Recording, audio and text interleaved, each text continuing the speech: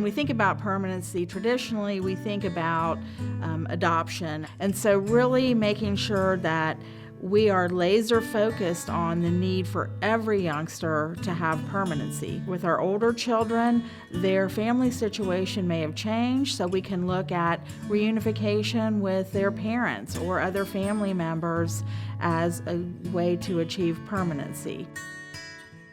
I would say in the past it was probably unheard of that we would, as an agency, would obtain permanency custody of a child, and then further down the road look at perhaps reunifying them with their parents who had already lost custody and lost their connection and legal status and legal attachment to their child.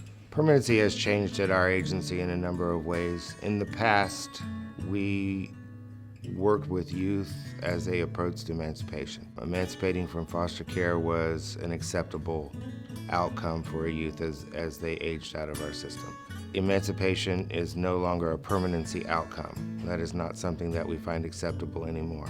I think that there absolutely needs to be a sense of urgency in getting permanency for these young people, because foster care is meant to be a temporary placement.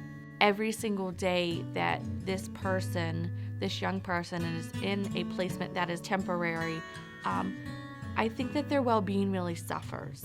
I think that oftentimes a young person, when they don't know that the situation they're in is lifelong, is secure, I think they don't adjust as well. We know that a lot of our kids who weren't achieving permanency, whether that is reunification, legal custody, adoption, adult adoption, were going back to the same folks that they were removed from the minute they could. Why can't we be part of the conversation and the work that helps children and young people go back safely first and wrap supports around them to help them do it well and do it right? 10, 15 years have passed, people change, people grow.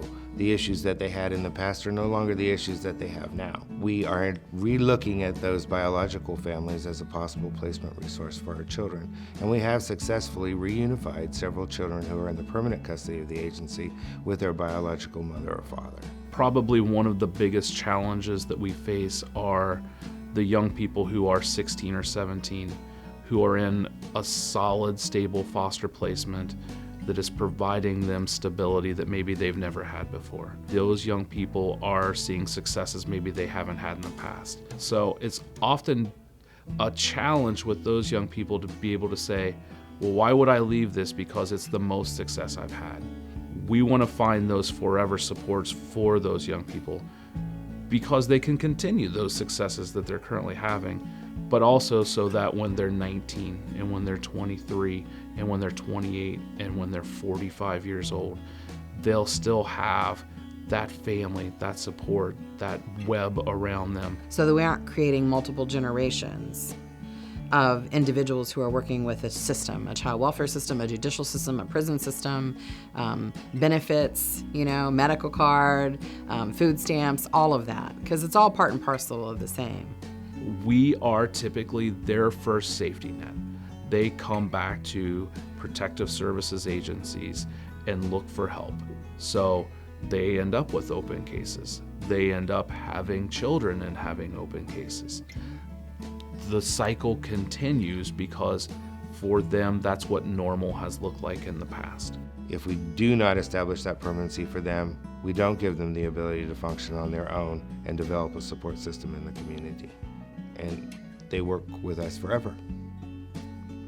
So spending the money up front now to establish those permanent connections, bust through the barriers, knock down the things that have trapped these kids in foster care is really the only way to go.